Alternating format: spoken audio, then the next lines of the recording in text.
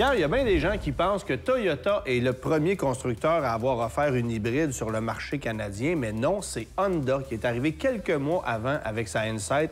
Alors, on peut dire que Honda était précurseur de cette nouvelle technologie-là. 23 ans plus tard, on en est où? Antoine, ça n'a pas évolué. C'est fou, hein? On se retrouve en 2023 avec une batterie qui est peut-être 12-15 plus puissante. Que celle de l'Insight. C'est épouvantable. Un véhicule qui est 2 fois plus gros, 2 fois plus lourd. En plein ça. Wow. Il y a un mode complètement électrique. Mais avec la grosseur de la batterie qui refroidit l'air, on va faire à peu près 4 km, même pas, 3-4 km en mode électrique. C'est qu'on va se retrouver avec un véhicule en mode hybride série. Ça veut dire quoi? Le moteur à essence, c'est une génératrice et fournit le moteur électrique qui fait avancer la voiture.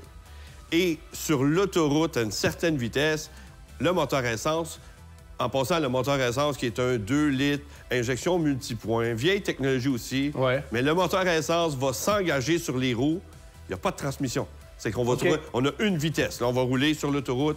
Le moteur à essence va faire avancer la voiture. C'est intéressant parce que Honda mentionne pourtant avoir une ECVT, donc une transmission électronique CVT pour un véhicule hybride. C'est pas exactement ça dans les faits. Je l'ai démonté, je l'ai pas trouvé.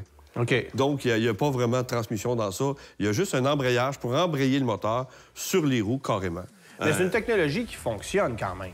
C'est une voiture qui fonctionne. C'est juste que on recule de 20 ans côté technologique. Si on regarde le moteur à essence, si on regarde la partie électrique, il n'y a pas vraiment d'évolution. Moi, je me serais attendu à un véhicule hybride branchable pour au moins faire un 60-80 km en mode électrique, et ça ne sera pas le cas. C'est vrai que sur le plan technique, c'est pas très impressionnant. Maintenant, il y a un avantage à une technologie comme celle-là. Côté fiabilité, c'est toutes des vieilles technologies, donc ça ne brisera pas. Quelqu'un va acheter ce véhicule-là, il va le garder 15 ans, il n'y aura pas de problème. La consommation va être raisonnable, mais on ne changera pas le marché avec un véhicule de ce type-là.